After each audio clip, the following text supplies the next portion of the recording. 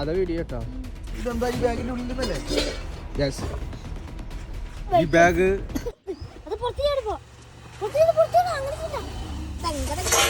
അടിപൊളി.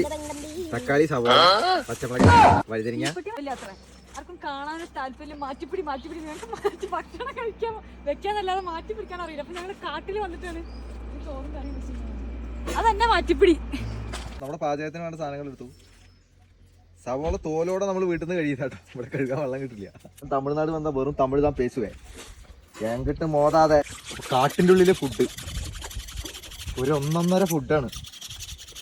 ഇത് ഉണ്ടാക്കി തിന്നുമ്പോഴേക്ക് മനുഷ്യന്റെ ഉസിരി പോകുന്ന തോന്നുന്നു. ടൂറ് പോകാന്ന് പറയുമ്പോൾ പുറത്തൊന്ന് കഴിക്കാന്നുള്ളതിലാണ്.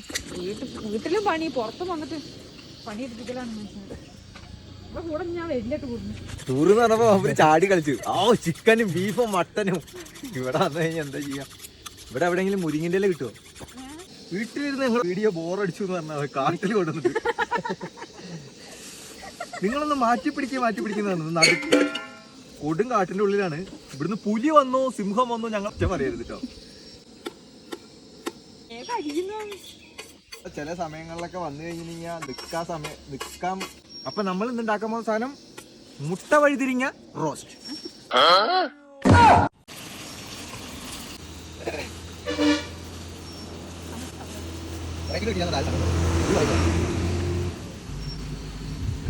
இந்த மாதிரி சாப்பாடு எனக்கு ரொம்ப பிடிக்கும்.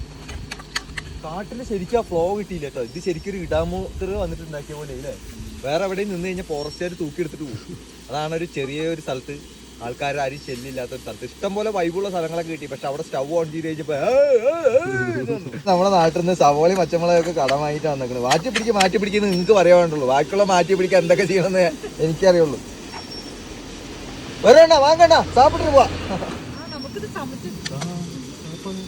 അവര് വണ്ടി നിർത്തി ചാപ്പാട്.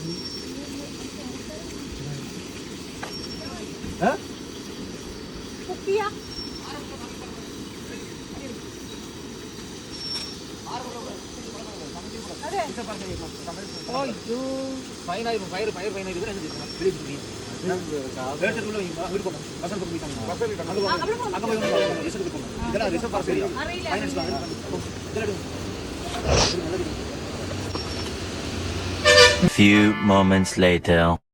നീ എവിടെ പരിപാടി അവതരിപ്പിച്ചാലും ഇത് തന്നെയാണല്ലോ നിന്റെ വിധി.